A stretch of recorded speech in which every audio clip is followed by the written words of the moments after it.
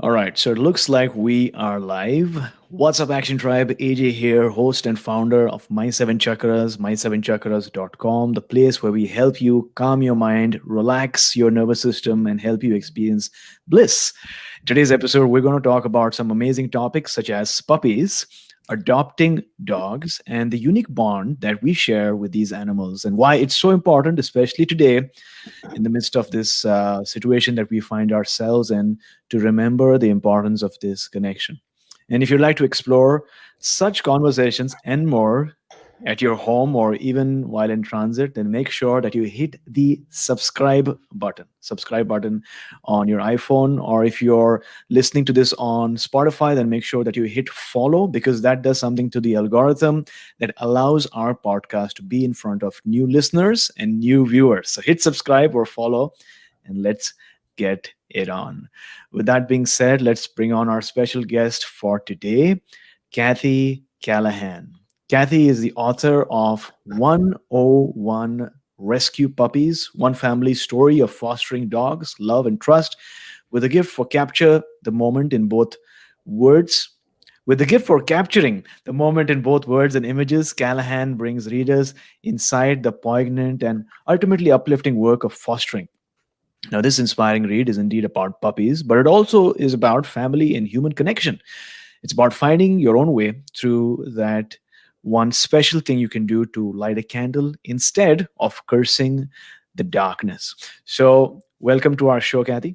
Thank you so much. It's delighted to be here. Likewise, really excited to explore this topic and something that we haven't really explored in the past. Now, we've brought on a guest who works with horses, Mm, so is able to connect with the horses and then use that sort of connection to help people heal and alleviate anxiety. But absolutely. animals do something special for us, right? They absolutely do. There's no question. I think the real fundamental part of that is that it keeps you very much in the moment. You know, the animals are not worrying about what's going to happen tomorrow. They are not stressed out about what happened yesterday. They aren't beating themselves up about, not having a great online presence. And they're just not worried about stuff. So when you are with them and you Yeah. are in a relationship with them, it helps do that to you too. And the other things are a little more, they also just get you outside, Mhm. particularly dogs get you outside. You've got to go out and walk, and you're outside, you're breathing the air, you're hanging out with the trees, you're noticing birds, you're with your friend, your dog, and it helps you to live more in the moment, let go of the stuff, the swirl in your head. And when you live that way, like we do with all these dogs all the time, I just, our blood pressure is really low, our whole family, it's a path to peace, if you ask me. Yeah, in preparing for our interview, I ended up searching a bit on YouTube, and what happens on YouTube is the algorithm kicks in, right? And so Right. it sends you all these wonderful videos, Right. viral videos of dogs and cats. And what I noticed was that dogs have a sentience. They have an intuition that whenever you're sad, or maybe you're pretending to be sad, right? Maybe the owner is crying, pretending to cry on the corner. The dog comes to you and then nudges you and cuddles with you, and it knows that you're experiencing sadness, right? I mean, sure. I don't like the whole pretending. I guess they're trying Of to course, yeah. show. Don't do that to your dogs. But sure, they're just a fellow being living with you. And if you are connected, they absolutely sense everything that you're going through. And that's one of the reasons that when you're training a puppy or working with a dog who has some issues, you got to check where you are, because what you're feeling is going to go straight through the leash to that dog. So one of the best things to do if you're about to start training is take a deep breath, figure out where you are, and make sure that you are ready to connect with your dog in the right way, and that your head is not swirling about, oh my gosh, I don't have time to do this. I got to go run the kids over. I've got that work project. If you are doing that, you're not going to be able to connect the right way to your dog. But yes, absolutely, they tune into you beautifully. So let's start from the very beginning. Where did you grow up, and what was your childhood like? So I had a great childhood, I have to say.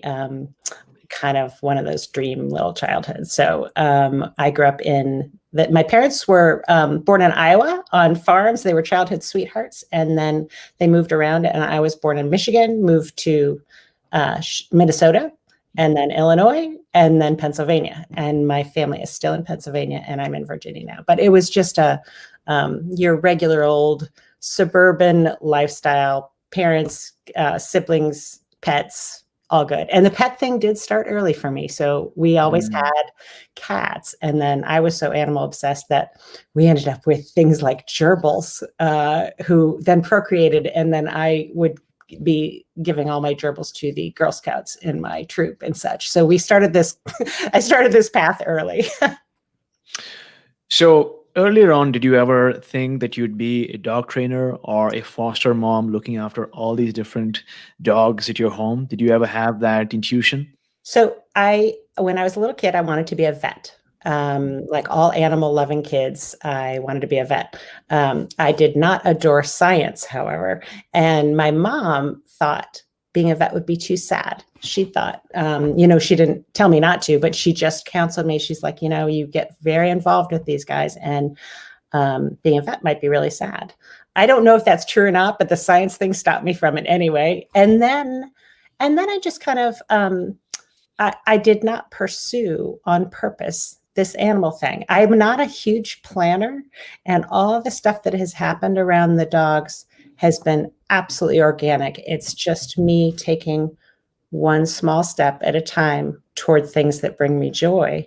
And here I am now, all these years later, having quietly, one step at a time, 1 inch at a time, built a love and an expertise in an area that makes me endlessly happy. There is nothing like fostering these dogs, getting them off to an amazing start, matching up with the right family, carrying them through. Now, I did become a dog trainer in the middle there, just because I ended up, you can't help it. You end up learning so much, and then you study.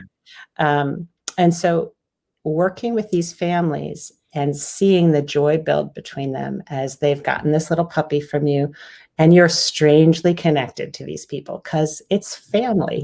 I've loved this puppy. They love this puppy.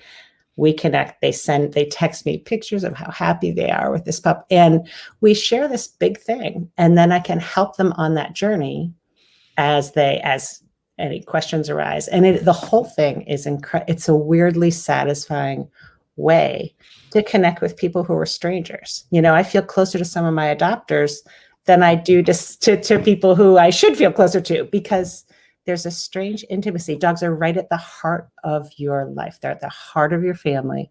So when you connect over them, you're right there. Right. Well, it seems like you are a joy giver, right?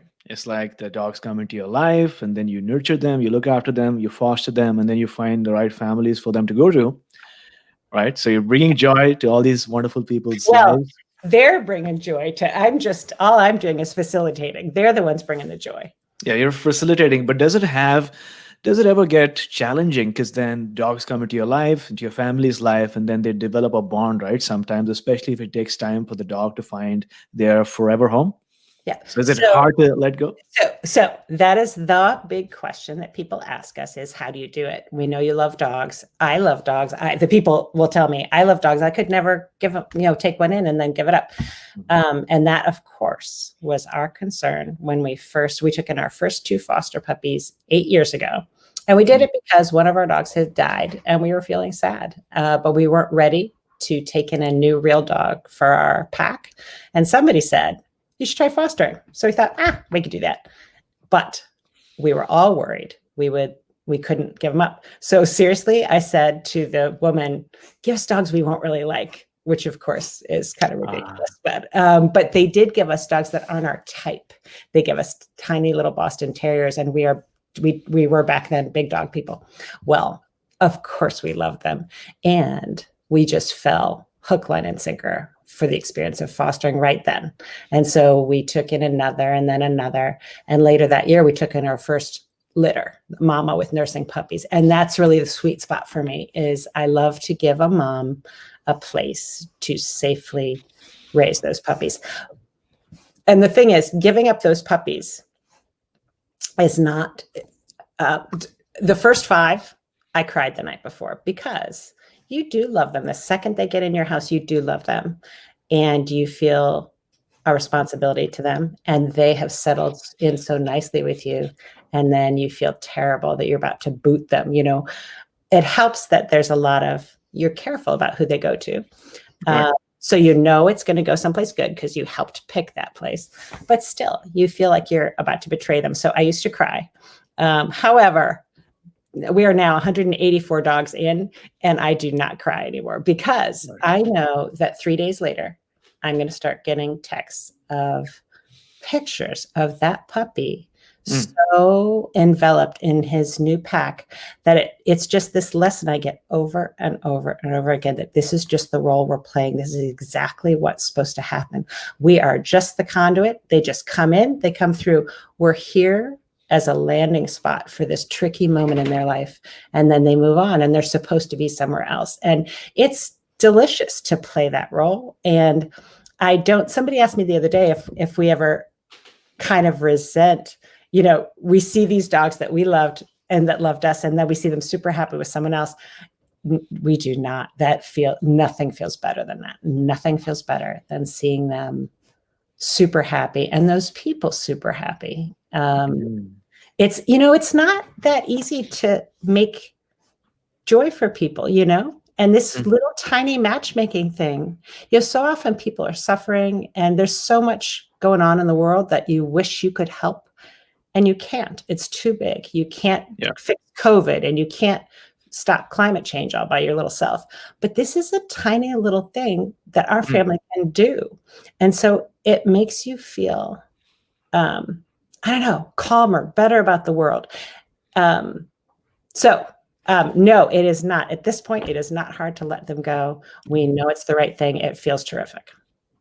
Yeah, I mean, it seems like through this vocation or this thing that you're doing for so many years, you're getting an opportunity to practice unconditional love and non-attachment, right?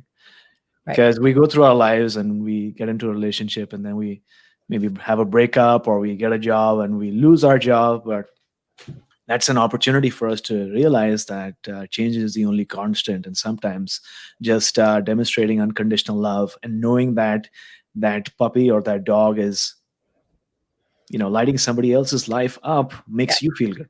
It does. It does. And the whole thing has ended up making me feel fine about rockiness in general, because through the fostering, there are ups and downs. There are worries, there are medical worries sometimes. Sometimes adopters maybe seem like that, that's not going to be great. And then it turns out to be great.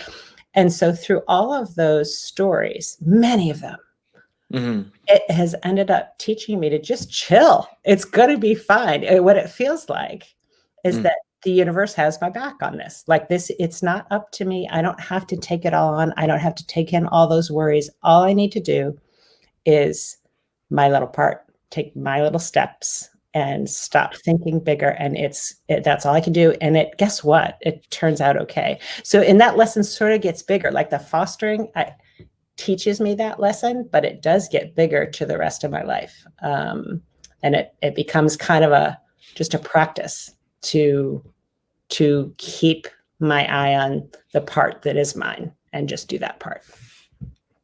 Interesting. Now you got married because of a dog, right? Yeah, I mean, we really did kind of. So my dog, we were living in DC, and I had my dog at the dog park, and this tall, handsome man walked through the park with his nephews on his way to see the Rolling Stones concert at RFK, and my dog, who usually only had eyes for me, ran over to this guy. And then I recognized him. It was Tom Callahan, who I had gone to college with.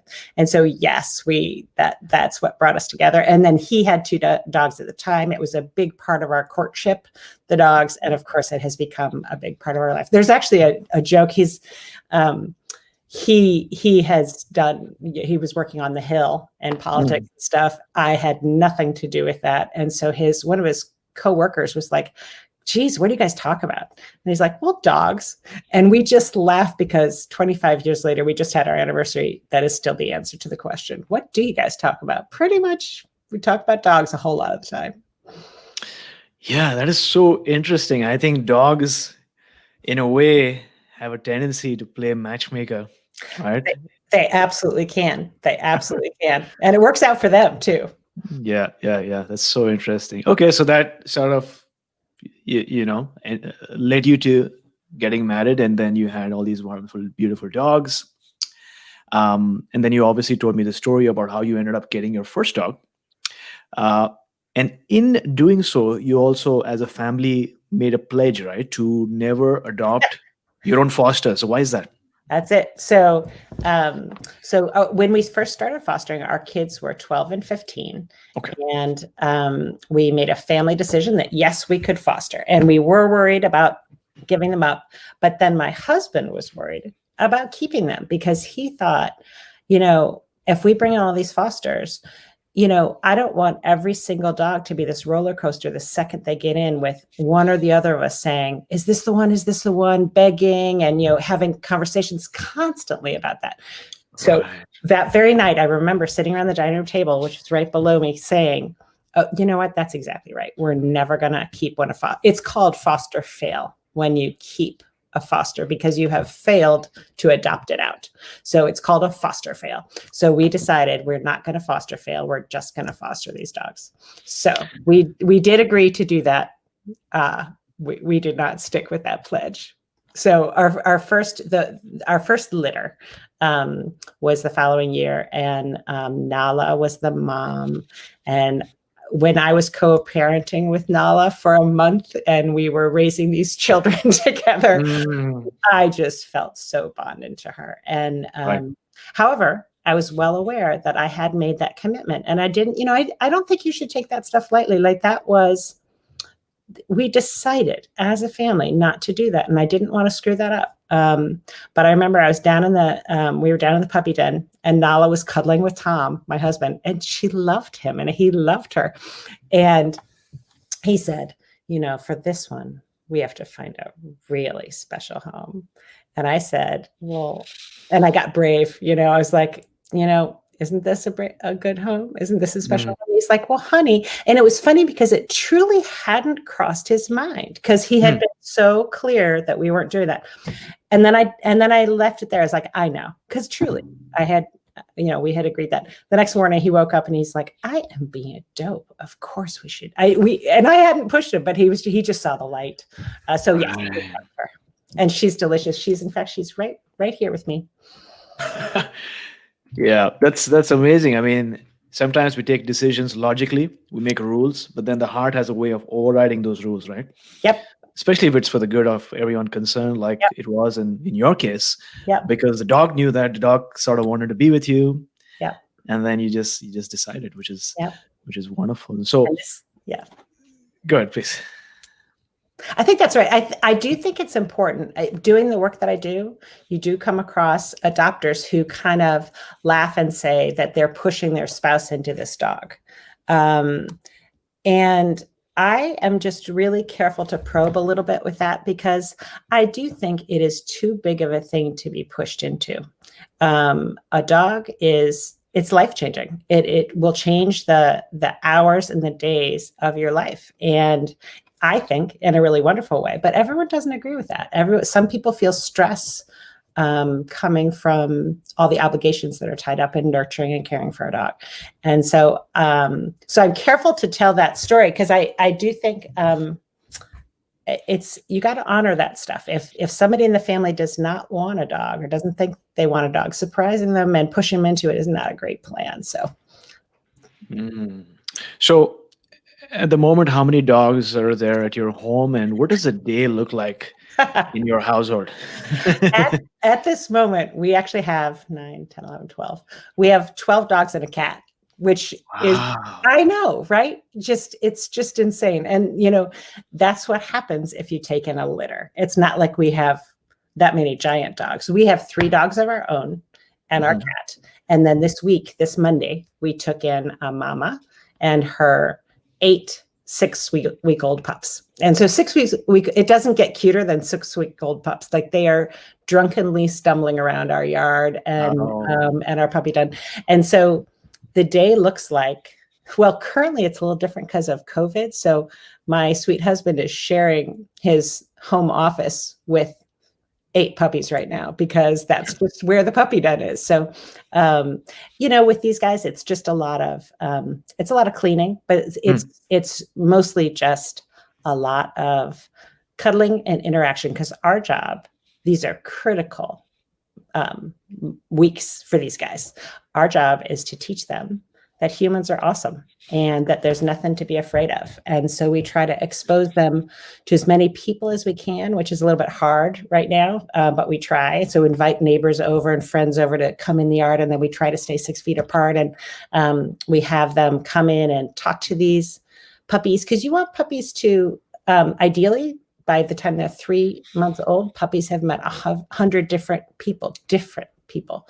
And so you want them to meet all kinds of people, toddlers, grandmas, people in wheelchairs, people wearing hats, because there's something called a socialization window that starts to close at 4 months. And if they haven't seen it by then, they're going to think it's a threat. That's what biology tells them. So your job when you have a young puppy is to bombard them in a gentle way, in a positive way, with novelty. You want them to see new things and new people all the time so that for the rest of their lives, when they see new stuff, their first thought isn't, uh-oh. You want them to look at the world like, ooh, it's great out there. I wonder what this great thing is. So that's my job right now is to, and it happens in little ways. Like I will rearrange their pen, little stuff like I will change where the entrance of the pen is. I will change blankets. I will bring in a weird stuffed animal. I will bring in something that makes a funny noise. Just today, a few days ago, we played classical music for them for the first time. You should have seen, it was amazing. So I turned it on. They had been scampering around. I turned it on. They all spun around, faced the speaker, stared at it, and got super calm in a really happy way. Then they settled in and went to sleep. And so that's the kind of stuff that just happens all day long. And it is, you see them maturing right in front of you, and you see them, they start to make way more eye contact. Once they know me and know us, they run to us faster. They make a ton more eye contact. And that kind of interspecies connection, there's something crazy about how satisfying connecting with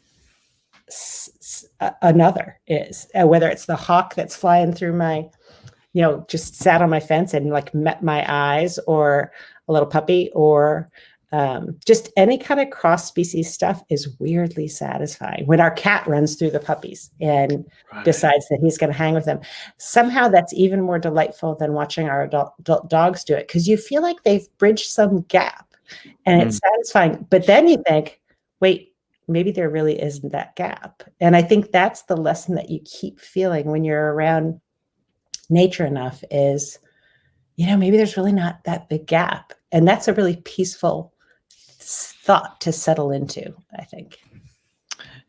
Yeah, maybe the gap was always there, but we just forgot about the gap because we're too busy looking into our phones or worried about our schedule, or worried about what people think of us. Maybe we are part of this animal kingdom, and that this microsecond connection that we have with the hawk or with the dog, with a cat.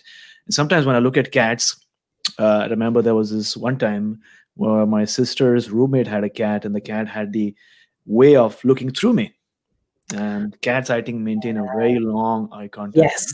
Yes, absolutely. And that can be just this amazing thing to stare at them and just, it's transporting. And I really do think that it gets you somehow to the heart of things, and the way that our busyness, our running around and stuff takes us off that path. And having that long staring contest with a cat puts you in touch with something universal, I think, that just feels great. It's very true. I mean, I'm starting to explore more about Tantra. And one of the exercises that they do is staring into another person's eyes, right? Because I Right. feel that we don't do enough of that, and sometimes, Right. obviously, when you do it too much, then it's like It's stalking. freaky. Right. But the right amount of eye contact can be good, and especially like you've alluded to, when it happens interspecies, it's just this different sense of connection, Yeah. which is wonderful. Now, the question I wanted to ask was, you said that there's a window, right, within which you ideally would want to introduce your puppy to as many humans as possible and get them to trust humans. What happens if that does not happen? What are the characteristics of a dog that does not trust humans? That's such a great question. So that is a very challenging thing to work through. What can happen, and here's the thing, it doesn't happen all the time. Some puppies are Mm. just robust and they can handle a deprived childhood and end up flourishing just fine. But it Okay. is a risk and you don't know which kind of puppy you have. And so what does happen if they haven't been exposed to things is that a super bouncy, happy puppy at 8 weeks, if you then encounter them at 5 months, you will find that you can barely take them on a walk, that they're scared to go outside the house. They're scared to go down the street. They'll pull away on the leash because they want to run back home. Maybe they'll bark their head off at every single person they see. Or maybe it's not everything. Maybe it's just particular things. Maybe, an airplane will make them go running off. Right. And what happens is your life gets really hard with that kind of a dog, really hard. So now you're in rehab. Now you are Yeah. it's not regular dog ownership. Now you need to work super hard all the time because the window is not open anymore. So now what you can teach in an hour when they're in their socialization window, an hour, like one exposure to a toddler, they will Yeah. learn. I like toddlers. Toddlers are great. Once you get past that point, if you've got a skittish dog at 7 months, you have to have that toddler and you introduce him slowly. And you have to make sure it's a super nice toddler. And now you need to have the toddler sitting down and holding still and then throwing hot dogs at the puppy, gently. And then, moving super slowly day to day. So it absolutely can be done and people do it all the time. But oh my gosh, what we just say over and over again to our doctors is don't put yourself in that position. Do it early. And Mm. it's not even hard. Do it early and you don't even have to try. You just have to do the exposing. You don't have to work hard to create that positive association. Yeah, that's very interesting because I always thought that the German Shepherd was a very aggressive, sort of violent animal. And that was probably because this one point about 15 years back when I was a kid, I went to this home. It was a large home, like a bungalow or mansion. And I think the owners were a bit old, so did not have enough time to really play with the dog and train the Yeah, dog. for sure. And when I went accidentally into the room, the dog started barking so loudly and Yes. the whole room echoed with that bark and it kept barking. And I sort of had a trauma, I think. I thought Yeah. all dogs were bad. But I Yeah. guess based on what you're saying, because I see YouTube videos where German Shepherds and Alsatians are so nice, they're so friendly, and I think Well, they missed the window. Is and it? that's very possible. Although it also could be that they just it could have been that if you had been introduced correctly to that dog Ah, instead of surprising the dog. So I have a German Shepherd that it's one of our foster fails. It's our other foster fail. right. German Shepherds do tend to be guardy, like they are Yep. guarding the property a little bit. So I am careful that nobody surprises her. If she's a very well-trained dog. She's a therapy dog now. She's got Right. all her AKC little, obedience things. But if somebody surprises her and comes to Mm, the door, oh my goodness, it is quite loud here. But I can manage it. And so, I'm just like, come on, Mojo. And we work our way through it. But so that could have been what happened with mm. that German Shepherd that you saw. Or it also could be that Shepherd, really strangers can't be around her at all. I don't know.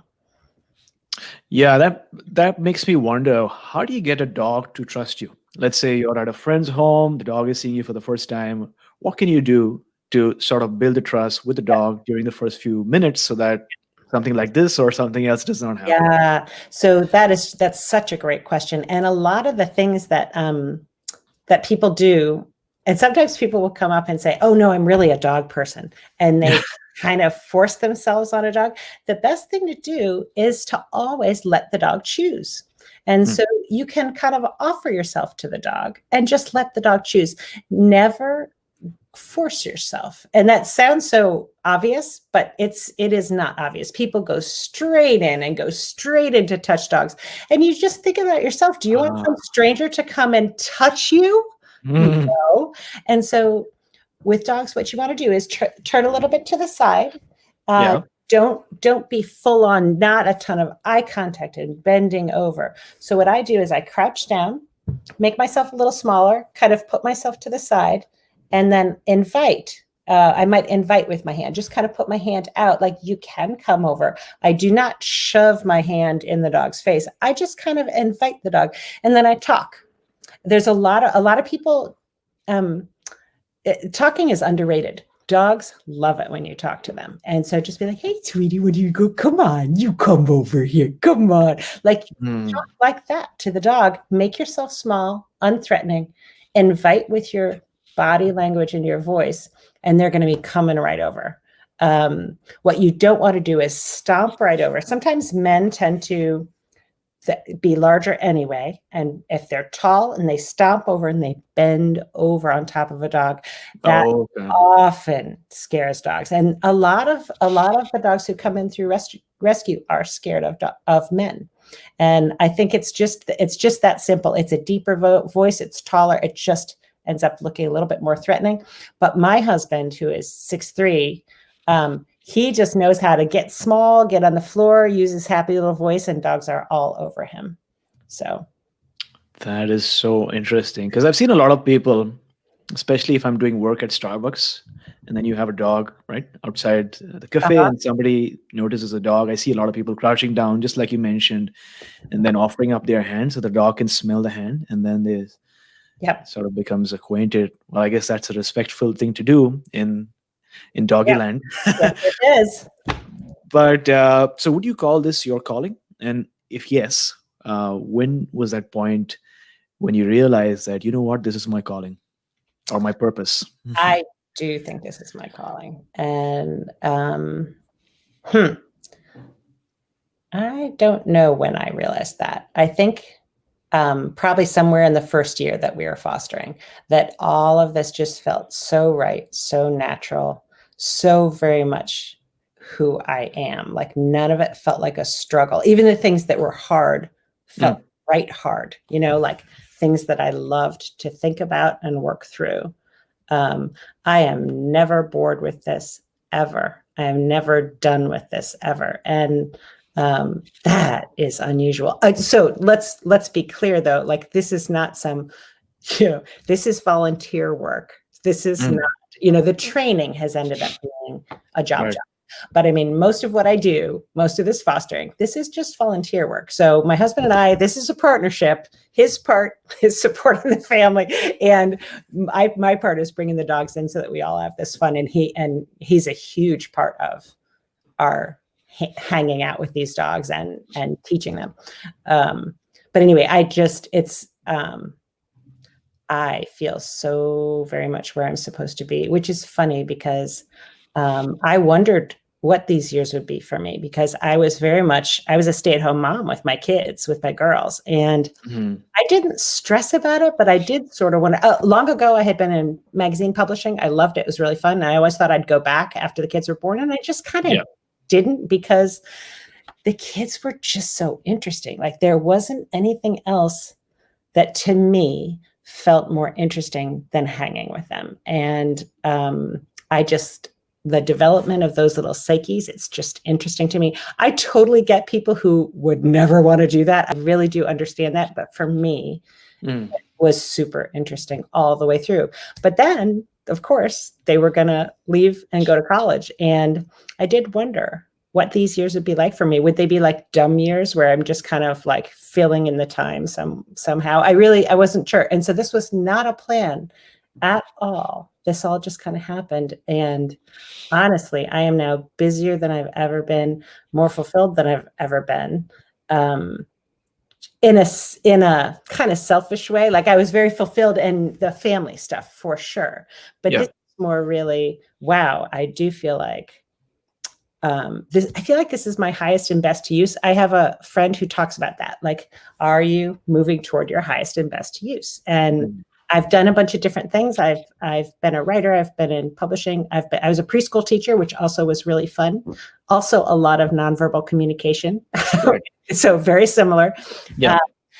But now this is what just feels wow, like it's all coming together, and I'm interested in every little part of it, and that's just fun.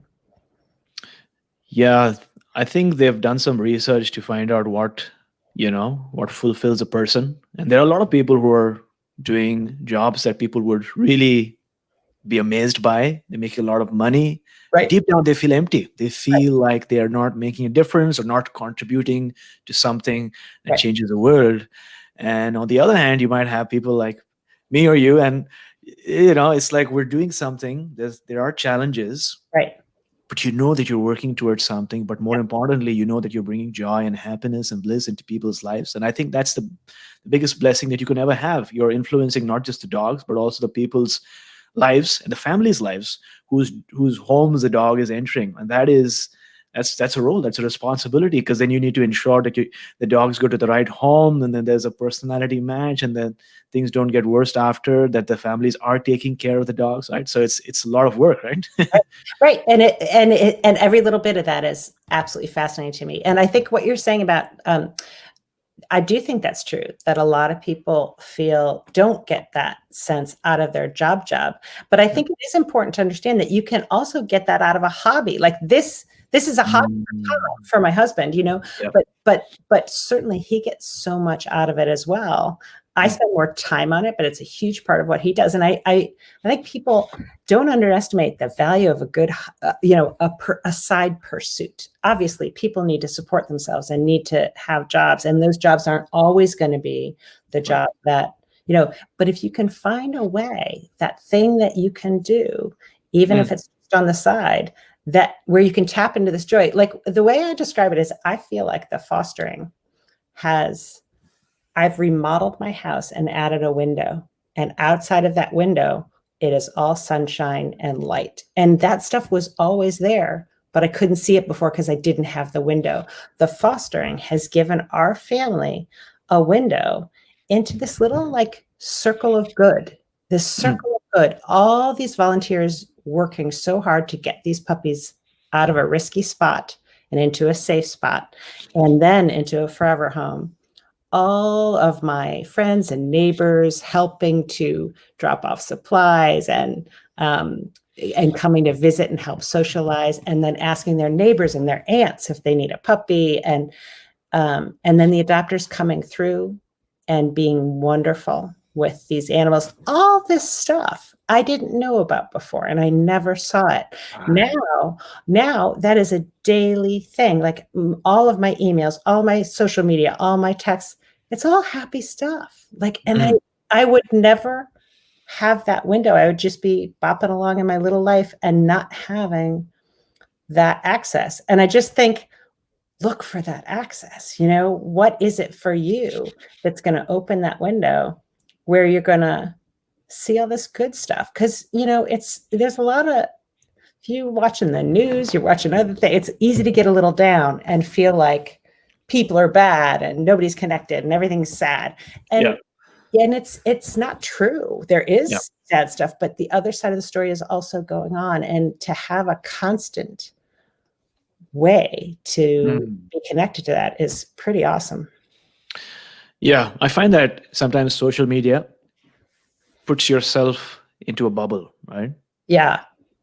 Like a window, you're looking at that person through the window of politics. That person might be a good person, might Yes. be having a beautiful family, has made many sacrifices in life, but you're looking at that person through the lens of politics, and then you go unfriend. But then you've made such a big mistake, because these politicians are not going to come to your rescue when things go wrong, or when your puppy needs some help, and right, your neighbors are going to come in to help, but now you've let go of that opportunity because you're looking at your entire relationship through just one window, and not because of social media. So that's beautiful. 100%. I really think that's right. And to find some avenue to connect Mm. with people that normally you wouldn't connect with. Like, let's say that I'm on a polar opposite, political thing that Yeah. with some adopter. I don't need to even know that about them. And before I even know that, we have become fast friends over this connector that Yeah. becomes bigger. It becomes bigger than the other stuff, and it becomes very real. And it's so positive. This is such a positive way to be linked to people, Right. caring about this lovely being that has those little brown eyes that looks like, I mean, that's just a wonderful way to be connected to people. And it helps you get past all that stuff that pulls us apart. The other thing about social media is I hate it too, but a long time ago, I realized when we first started fostering that I need to use it to find homes for these guys. So of course Yeah. I overpost all of these photos and videos, and they're so cute. And originally I was just doing it to get homes for them. Mm. But then I realized that all these people are following the journey of these puppies, and all these people I do not know, like my husband's work colleague's aunt will Yeah. be telling me, they'll shoot me a message and say, hi, you Yeah. don't know me, but I just want you to know that I go to your page. You're the only reason I'm on Facebook. And I go to your page when I feel stressed. I'll be sitting at the office and I just want to check in on your puppies and I just want to feel better. And so that was the first inkling I had that, oh, it's not just me. Yeah. Other people love this story of these puppies and how they come from this rough spot and it all gets better. Like, that's just happy. And it became super fun to share that with a ton of people. So that's what I was doing, posting all that stuff on social media. And then it has, of course, turned into a book, which I hope does the same thing, which just gives the stuff that happens here is so happy. I didn't want to keep it to ourselves. And so the book does the same, hopefully gives people a little sliver of what we feel. It's got the best stories. It's got the most fun, most moving stories that happen to us. And it's easy to read. It's just pictures and then cute little chapters. And I'm just feel lucky to have something like that to share that can just make your day a little brighter every now and then, Right.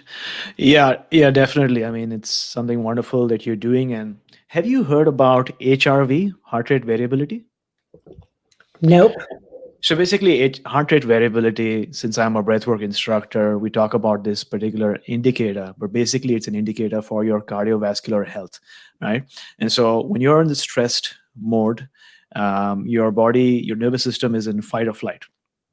But when you do certain techniques like breathing, like yoga, like mindfulness, your body has a way of switching off that negative stress and switching on that rest and digest system, which is good for you, which helps you relax and rest and digest your food. So I'm just curious if you're able to, give this monitor to your adopters and say, hey, what's your HRV right now? What's your baseline?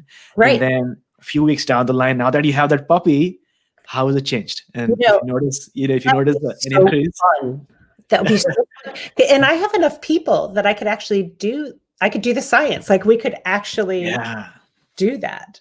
Oh, I think maybe we'll have to do that. Absolutely. And then you'll have like a metric, a quantifiable metric of saying, you know what, on average. Right. I mean, there definitely are. There are absolutely studies that show that dogs lower your blood pressure and all that kind of stuff. Which anyone who has a dog is like, yeah, I didn't need a study to tell me that. Yeah. Right. So you sort of mentioned that these dogs go through a rough patch or some dangers or challenges before they come to you, right? What kind of danger are we talking about here? So mostly the animals that come to us are at risk because they are from a shelter that is overcrowded, underfunded, and cannot afford to keep them there. And so there are 3,400 brick and mortar shelters in this country, but there are 3 million dogs who come into those shelters. So if you think about that, even without doing math, you're probably going to go, that sounds like too many. So that's where rescue groups step in. So private rescue groups like I've worked with a few different ones, but currently I work with Homeward Trails Animal Rescue here in Virginia. They typically have relationships with shelters down south, and the people who work at those shelters work super hard to get the animals out of there because they cannot keep them. There aren't enough people there to adopt them. And so if you bring a dog from rural North Carolina up to the suburbs of Washington, D.C., back in North Carolina, there was not one person who needed that dog. Come up here and there are 10 adopters fighting over that cute dog. So that's what rescue does, is they pull them out of that situation and bring them someplace where they could be adopted. However, rescues usually can't afford the brick and mortar buildings. And so that's where fostering comes in. So they bring the animals up, but only if they can find somebody to house them until their people make themselves known. And so that's what fostering is. So every now and then the dogs that are coming in have been through something bad. Mine, because I specialize in nursing moms, typically what they've been through is just that they were stray and ended up pregnant and found, and I don't really know what they've been through, or maybe the owner found out they were pregnant and just gave them up because they weren't ready to deal with what was ahead. But then there are other people who specialize in dogs who've been through some stuff. And those guys are my heroes. That is a lot harder. Excuse me. Because so whether it's behavioral or medical, you're going to have those dogs in your house a lot longer, which means you're going to love them a lot more. And they are really going to become a part of you, because the more you work hard with a dog and the more satisfying it is to see them making progress, the more difficult it's going to be to give them up. But those people need to give them up because they're so good at what they do. You need them to be available for the next dog coming in. So those guys are the ones I just really admire. We only took in one dog who had serious behavioral issues, and it was Wilbur, the feral beagle. So he is from an area where a lot of people sometimes take dogs for hunting and then just let them go at the end of the season. I don't like to talk about the sads. A lot of people are scared to read my book because they see the word rescue and they think, oh, this is going to be a sad book. My book is not a sad book. That's not the part that I focus on. And I just don't emphasize that side of the story. I like to emphasize the fact that the other side of the story is huge, because everyone trying to help these dogs is amazing. But anyway, so the sad part is that this beagle was probably just given up by a hunter and left. So he was out with a bunch of other beagles living in a junkyard and terrified of people. So this is, you were asking what happens if they're not socialized. Well, this guy clearly had never lived in a home, never been on a leash, never had a collar on, none of that stuff. And so he came into our house, and our dogs did make him feel comfortable. He was used to being with dogs, so that part was fine with him. So he was all happy. He trotted on in to see our dogs, but we couldn't get within 10 feet of him. And so that was a lot of moving slowly, using our happy voices, getting all of our treats, tossing treats to him, until we were finally at the point where he would jump on bed with us and sleep with us. But if we reached up to touch him, he'd freak out and leave.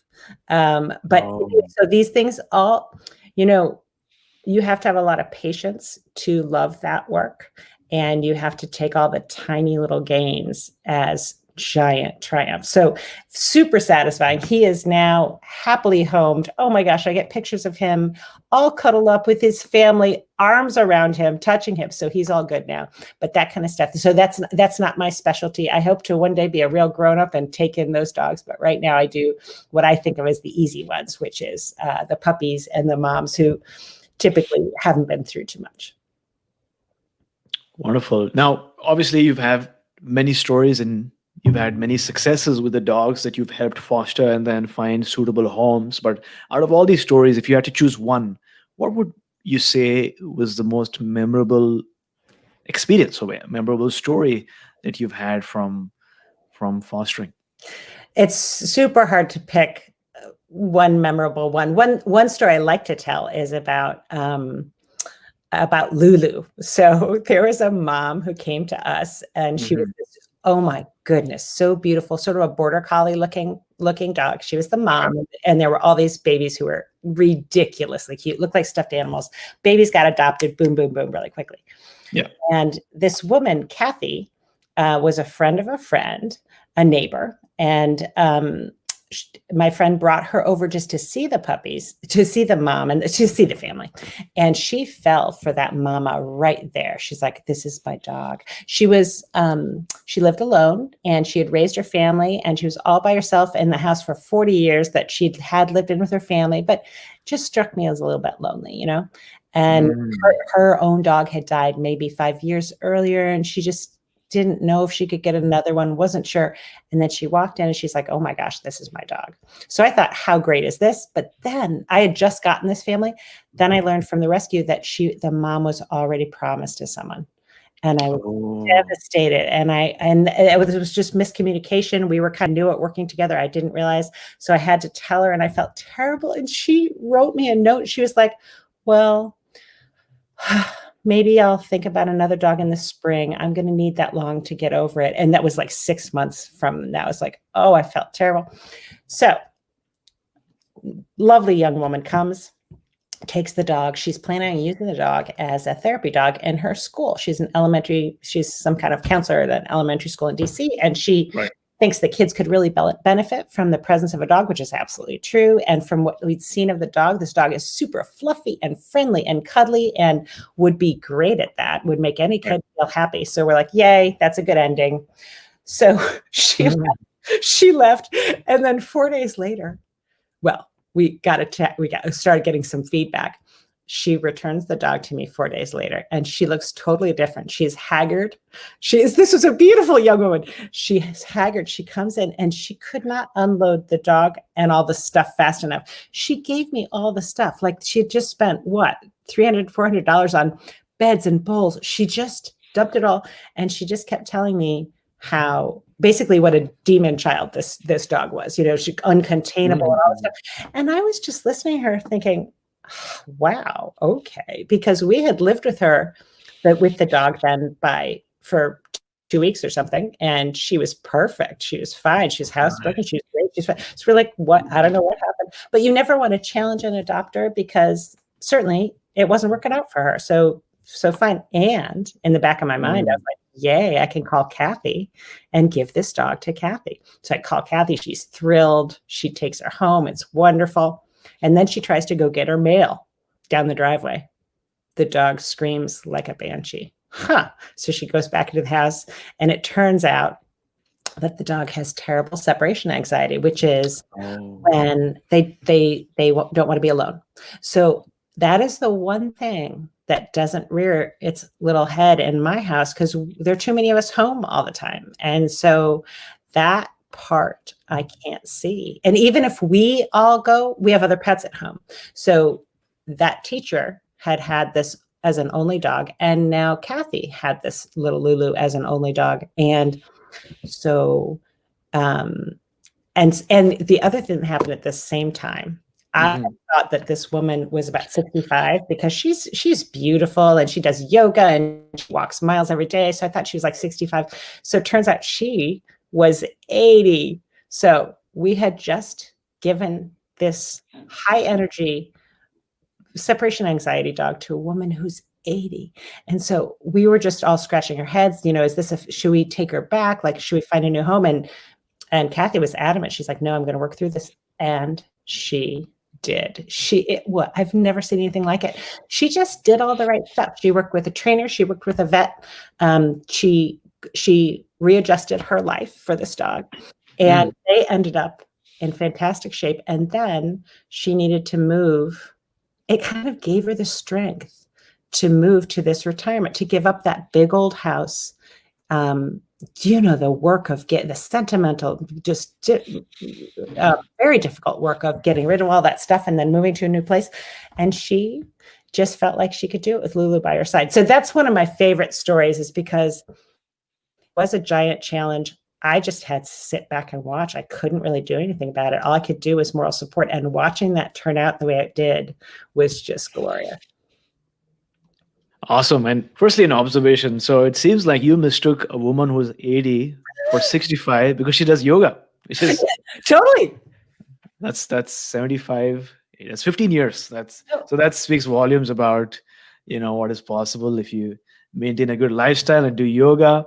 But it also seems like there was a personality match with the dog and the adopter. So how does a person decide whether or not they'll be able to manage a dog?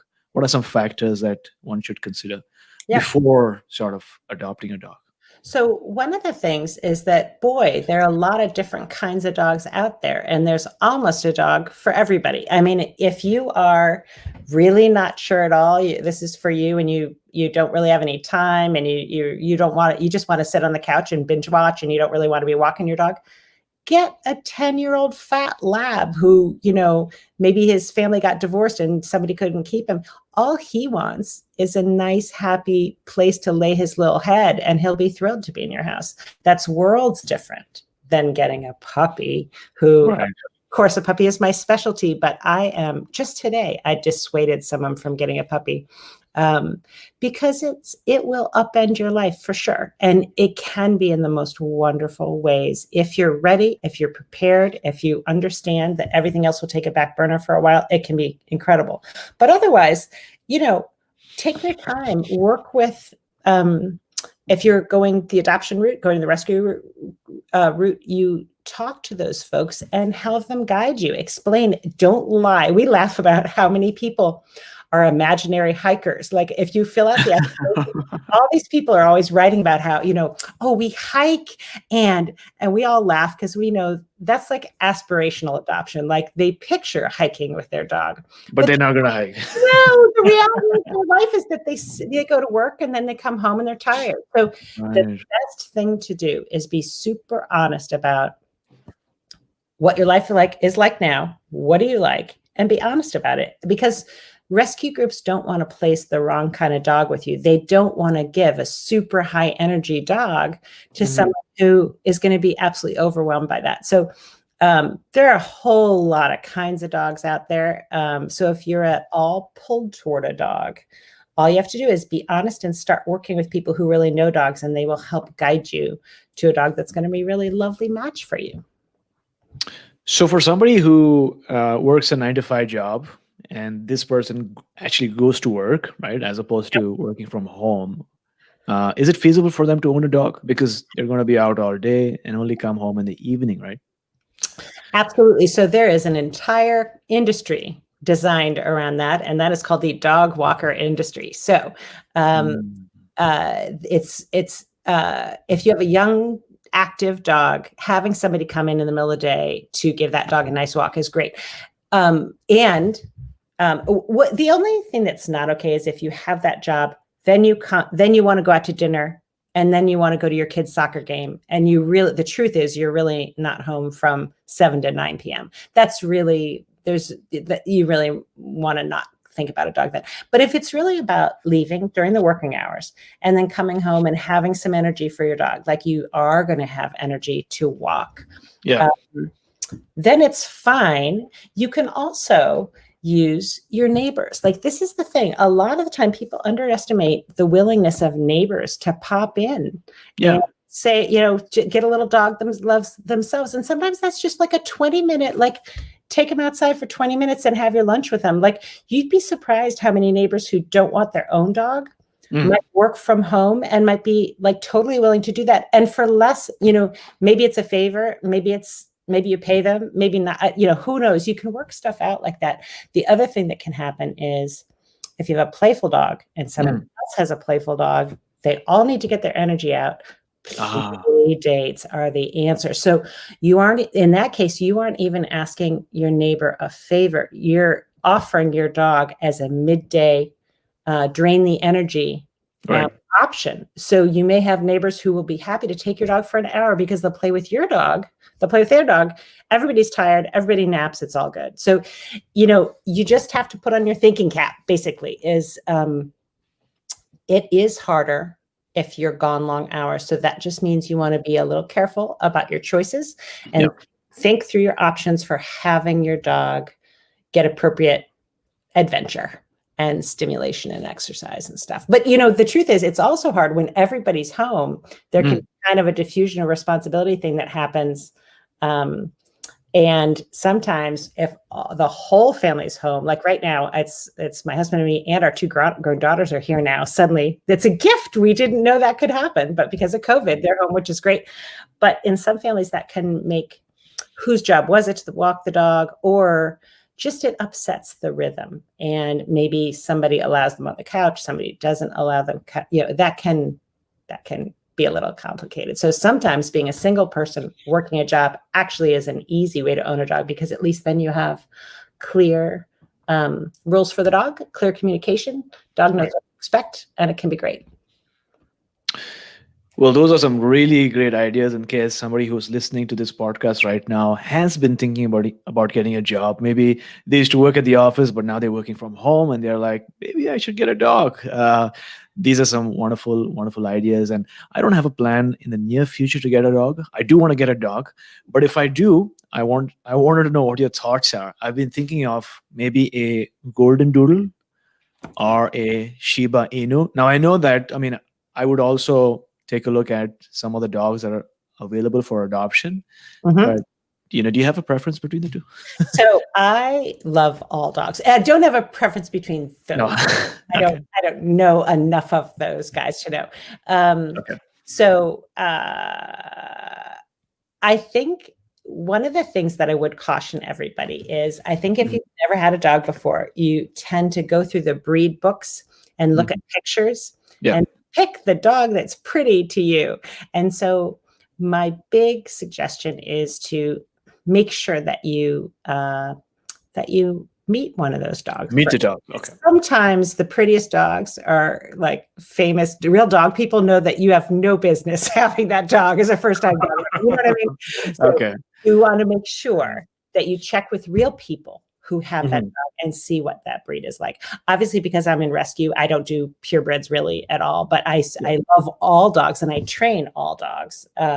So I get to know lots of dogs. So there are definite differences between breeds. And so you just want to do your homework. And again, think honestly about who you are. And if you read that this is the highest energy dog and it should have 10 miles of a run every day, and you are a couch potato, do not pick that dog, even though you think that dog is beautiful. And similarly, you know, if you've got a bunch of kids and you want a dog who is super welcoming to all strangers because you never want to have an incident, then don't get a dog who was bred to be a guarding dog. You know, so just be smart about that if you're going the purebred route. One thing I want to say right now to anybody going the purebred route, right now, puppy mills are having a heyday because everyone has decided to adopt a dog because we're all stuck at home. And this is a great time to have a dog because you're home. It's a wonderful time. It's a great time to get a puppy. If you thought you didn't have time for a puppy, this is perfect time. But the problem with that is that there aren't enough puppies available necessarily. And so what's happening is bad breeders see an opportunity and they are going into overdrive. And the reason you should care about that is because the lives that those moms lead aren't good. And I don't like to go on to this, I don't want to take us down that road, but I'm just going to ask everybody to really do your homework, because I have personally seen a lot of puppies this summer who are not coming from a good place because the people are like, you know what? I can't care right now whether it's a good breeder because this is the only window we have. So we're just going to go get the puppy from no matter what. But you're supporting a really bad industry when you do that. So anyway, that's the only thing I'm going to say about that is just check your local rescue, check on petfinder.com. Petfinder.com is a great resource, and you can put in your zip code, put in the size, the gender, the age that you want, and guess what? Like, boom, it's all these wonderful possibilities pop up, and it's very fun to click through and see who might be available for you. Awesome. So those are some good ideas for somebody listening. Make sure that you consider your lifestyle. Make sure you consider the fact that you would want to meet the dog in person and feel the energy, feel the personality, which I think is a good point. That's something, if I do decide to go for a dog, I will definitely keep in mind. Awesome. And in your book, you write about something really interesting, a phenomena where you say that when a new dog comes into your home, um, it seems like the dog welcome that new dog, and it seems like the dog know what your intention is. And the fact that there was this one mama dog that came into your home and she was barking out loud initially, very threateningly, and then your dogs, Eli and Rocket and Nala, went to her and calmed her down, almost as if saying, "It's okay, we know, you'll see." So what's happening here? So for sure. And that is the magic. That's actually what got us hooked on fostering, was watching our dogs rise to the occasion. It is crazy to watch your own beloved pack and realize there is so much more to them than you knew, even though you already thought they were amazing. So yeah, over and over, we have watched our dogs convey in a second what would take us days, which is, no, no, no, no, you're good. It's safe here. It's totally fine. So dogs that were, in the car seeming nervous or a little bit upset, and obviously they've been through a lot. All this, what is happening, all this relocating, and they're just weird and it's shocking.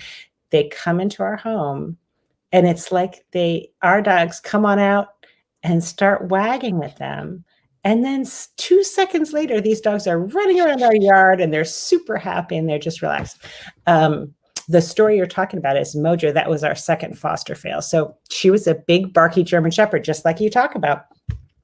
And she was rumored, the report we got about her in the shelter was, in fact, that she was very growly. She was a mama dog with 9 puppies, and she was very growly there. And so I did think, what am I doing bringing a big growly wolf dog into my lovely family home? But we did it anyway. And, but we were a little bit worried. And I'm always a little bit worried because I keep thinking our luck's going to run out, because these are moms with babies to protect. You would think that at some point we'd have an issue, but I swear to you, with our pack, there is never an issue. And with that particular time, so we had Mojo on a leash because, she was a new dog. We didn't know her. We let our pack come out. Mojo barked like the scariest police dog you've ever seen at that. And our dogs, 3 of them, didn't rise to that. We're like, oh, hey, girl. And it absolutely is like they had had a chat. Okay, we're going to have to be really nice to the new girl because she's going to be a little bit freaked out, but it's all going to be okay. And truly, I don't know if it was moments later or an hour later, everyone was romping together and having a great time. And it's really watching your dogs figure out what this dynamic is. These guys are temporary. We're helping them. I swear to you, they know that.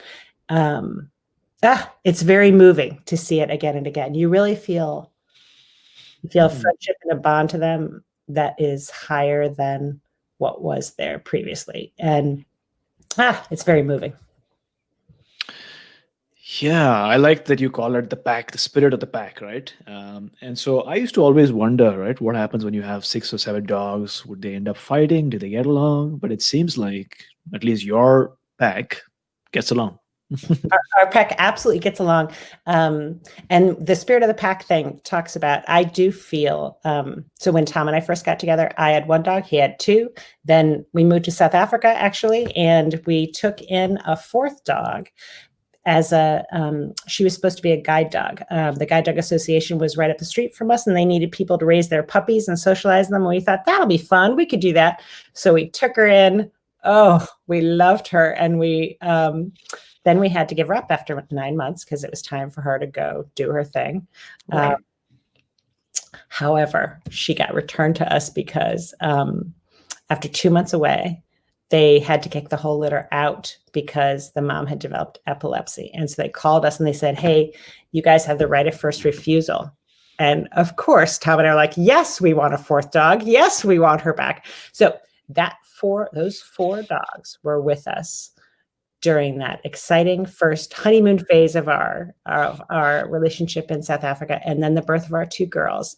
And we went through so many adventures together and just really gelled as a pack. And I feel that spirit in this house every day, and particularly working with these dogs who come in.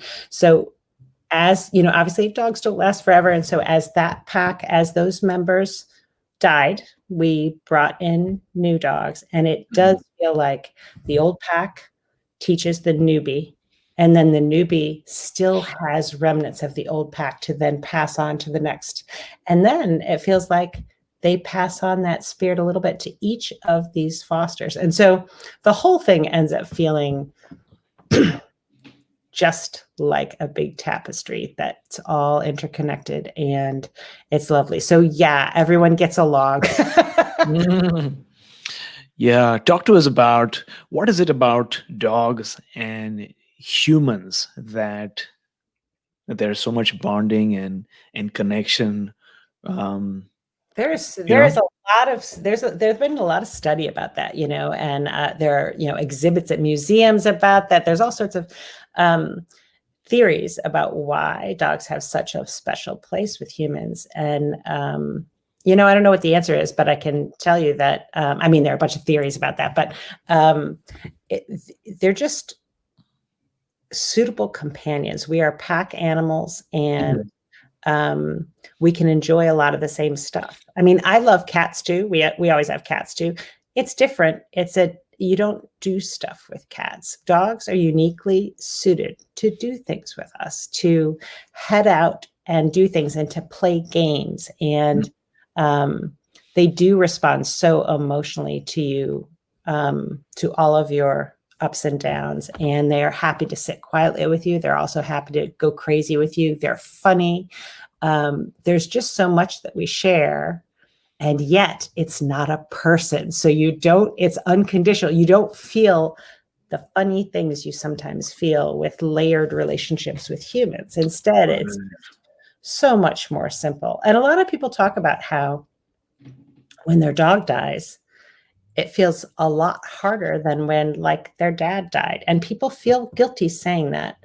But what that's about is the simplicity of your relationship with your dog. It's just all good. You don't fight about expectations. You don't fight about disappointments. You don't, there's no political gap to bridge. There's none of that stuff. There's just everyday enjoyment. Plus, humans, your dad probably lives somewhere else. Your dog is with you every single day, providing all that companionship minute to minute, and it's so delicious when you have it. And then so when they do inevitably pass on, it is rough because it has been such a deep, surprisingly to some people, a deep relationship, that it kind of socks them. It takes them for a surprise when they realize how much they miss that. I deal with that a lot when people come to adopt a new puppy. There's sometimes the old stuff comes up, and a lot of people cry in my kitchen because it brings up. They start to talk about why they're looking for a new puppy, and they inevitably start talking about some dog they lost, or sometimes it's even a dog from their childhood that they're just suddenly having memories of as they ponder taking this road again, and then potentially experiencing loss again too. It's amazing how many conversations that a cute puppy can get you into with a stranger that you really didn't anticipate. Yeah, I think it seems like it's like the cycle of life, right? I mean, just because there's a chance for you to lose the love of your life, does that mean you don't love again? Right. And the thing is, mean that. and what I tell people to expect is that there will probably be a moment where you stare at this puppy a month in and you're kind of disappointed. You're like, you're no Rover, and it starts a new bunch of mourning, because when you got this puppy, you were thinking, oh, I'll have that again. Well, you know what? You won't have that again. And so it gives you this chance to do that mourning finally, fully, for that old dog. But then you're open to actually experiencing this new relationship. And guess what? It is just as great. It's different though. And so it's different. It's just as good. It's different. You never knew to expect it because you didn't, and so what we've learned over time, with so many dogs, is we just know that different dogs touch you in different ways. You have different relationships with each dog, different dogs teach you different lessons. Sometimes it feels like a lesson you need to learn, from a different dog. So, yeah, there's a lot to it. Yeah, that's so fascinating. The spirit of dogs, the world of dogs, and how each dog has its individual personality. If somebody is listening to this episode right now, what is that one action step that you would recommend for them? You mean if they're thinking about a dog? Yeah, I guess. Well, honestly, if you're thinking about a dog, I would go on Pet Finder, because it can be super fun to play on Pet Finder. Go on there, put in what breed you think you might like, the size you might like, where are you located, and you'll be amazed at all the cute little doggies that are available near you, and you can start to daydream about them. Awesome. And it seems like one of our live viewers, Maggie, is saying that there's a new dog Tinder app and it matches those who want to rehome their dog without a rescue. Any thoughts? She wants an Oh, opinion. interesting. I have not heard about that. I think that could be okay. It sort of depends, doesn't it, on the parties involved.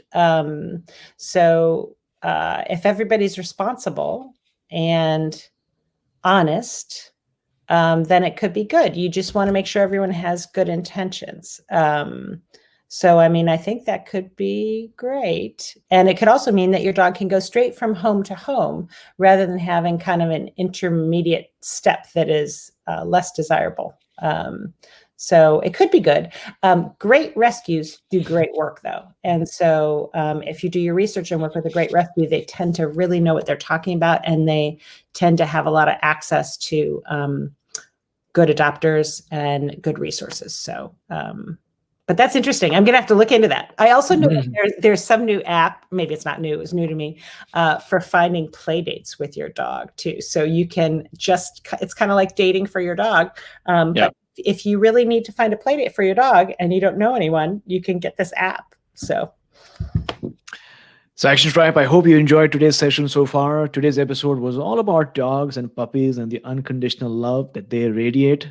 Somehow, hundreds of thousands of years back, man became friends with wolves and then they became domesticated. And the beauty about this friendship is that it goes beyond words. Even though a dog can't speak your language, they speak with their eyes and they speak with their tongues, their tails, and their barks. And if you get an opportunity, like we're learning today, you should consider adopting a dog. But just make sure that you consider your lifestyle, your personality, your habits, as well as go meet the dog in person and feel their energy. Because as Josh Billings once said, a dog is the only thing on earth that loves you more than he loves himself. So, with that being said, we're now at the last round for today, which is the wisdom round. 4 questions, rapid fire round style, so that our listeners can take note and take action. So, what is the best piece of advice that you have ever received? So, I saw in your show, I know your show does this. And so I was thinking about that. And I feel like I haven't gotten tons of like old fashioned advice like that. But the one thing that strikes me in my head was when I was in college, people were pledging sororities, and I thought sororities were dumb and silly. And why would I, pick my friends that way? It's kind of fake, blah, blah, blah. And I gave my dad a big, long speech about how that wasn't my style. And he just looked at me and he said, so tell me who your friends are now. And I listed who my friends are now. And they were all in my dorm. And he was like, so that was just a random group of people that you just got to know. And those are a handful of them have become your closest friends. Why do you think it's so horrible and fake to do it this other way? Like, so his point was, there's good everywhere and you need to look and find it and open yourself up to stuff. Give it a try. Don't cross things off before you know what you're talking about, and just take a glance at it and say that, no, that's not for me, because you have a chance to bloom where you're planted. So you go ahead and step in, try stuff. And if you could turn back time and spend 1 hour with someone who's living or dead, who would it be? So this is a joke in my family because my mom likes to play this like at Thanksgiving. And she always tells us that we're not allowed to say Jesus because, of course, everyone would say Jesus. And that always makes my daughters laugh because they're like, yeah, not people I know wouldn't like that isn't necessarily their number one. However, I have to say, I would love to hear what Jesus thinks of what people say in his name all the time now. I think Jesus is really good dude, kind guy. It seems to me that he gets misquoted a lot, and I would love to have a great conversation with Jesus and kind of see what he thinks about all that. And what do you do in the morning, the first thing maybe, or in the evening after before you go to sleep that has improved the quality of your life? So those things, I don't mean to sound like a one track person, but I kind of am. So that is all about eye contact with my dogs. So both in the morning and at night, there's a good, it can be anywhere from 2 minutes to 20 where our pack is sitting Mhm. together and we are just we're just being where I'm just looking in their eyes, we're just petting, they're putting their heads in my laps, we're just greeting the day like, wow, can you believe we have another day together? And then at night we are, just doing the same thing. I know I sound really boring and that this is all I do, but there you go. That's the real answer. That's so cool. And also, I do breath work. I'm not sure if you know, but I'm a breath work instructor. And my goal is to someday get a dog, like adopt a dog, and then do a session Yes. with people along with the dog, and then have these beautiful, brainwave relaxing music. And I'm fascinated by how the dog would respond when she or he hears these beautiful vibrations. And when it happens, I will reach out to you. Yeah, because I really think that would be true. And have you seen like dogs will do yoga with people too? They'll mimic Seen that. Yeah. emotions and stuff. So yeah, I think they might be all in for that. Cool. I mean, I do these sessions on Zoom. So when my attendees do these sessions, and they have dogs and cats, and usually the dog will come in front of the camera and try to distract the owner because I think they're not getting the attention, right? So they'll Right, they'll go through the owner and jump on them and stuff like that, right. which is always good to see. Nice. Um, but what is that one book you'd recommend for our listeners today? Um, So I always find that like question super stressful. I love to read. I have like a giant list and like I'm going through to figure out one book, but I'm just going to say right now I'm in the mood to say Prodigal Summer by Barbara Kingsolver. It's an oldie, but a goodie, but it's so much about connection, human connection with the natural world and with each other and the joys that come from that. And that's just meaningful stuff. Plus it's just great writing. Wonderful. So, Action Tribe, if you would like to receive one book for free, then know that audible.com is offering all our listeners one free credit, which means you get to listen to a book instead of reading it, because that's how Audible works. So, especially if you like listening to podcasts, you will love Audible. And they've got a huge library of different types of books: personal development, motivational, memoirs, and things like that. And I'm pretty sure that this book might be available on Audible, but you'll have to check it out for yourself. Prodigal Summer, right? Yep. We'll have that in the show notes. And Action Tribe, to get your book, go to my7chakras.com/free book. That's my7 is a word, my7chakras.com/free book, and start listening to your new book. So, Candy, thank you so much for joining us today. Thank you so much for having me. I really appreciate it. Yeah, I do a lot of these interviews, and sometimes, every guest is different. I felt that you have a lot of experience with being a guest. Like, you were like very smooth in terms of, sharing and talking and just making the host also feel comfortable and enjoy the experience. Oh, And I don't share this often, but I think you've got a wonderful energy about yourself. thank you so So, much. Gosh, that makes me feel great. I'm not experienced at this. no? Okay. No. And so that's the thing, like, so I love puppies. I love fostering. I love writing, and I Yeah. love taking photographs. I did not Mm. realize that putting this book together would also mean these interviews. And so I'm just like, wait, what has happened to my life that now I'm doing these interviews? But that means Mm. so much to me that you said that. I really appreciate it. You're very welcome. And so, what are you grateful for today, and how can our listeners get to know more about you? So I was thinking about that question too. And just what popped into my mind was it's, again, just like the books, hard for me to think of one thing. I lead a ridiculous, there's just everywhere I look, there's so much for me to be grateful for. And it reminds me of this dream I had back when we lived in South Africa. And I was in a plane and the plane was plummeting to the earth. And what was in my mind, what bothered me the most is that I couldn't thank God fast enough for how the great life I had lived. I woke up and I was like, are you kidding me? That's really, but that was my feeling at the moment in the plane. It wasn't, oh no, I'm dying. It was, I have been overblessed and I don't know how to thank anybody enough in this last minute. And I got to say, I still just feel that way. I just, there's so much to be thankful for all around me, and I am. And how can somebody find more about you? So you can go to my website. It's www.puppypicks, Puppy, Picks, Picks, like you're picking out a puppy, puppypicks.com.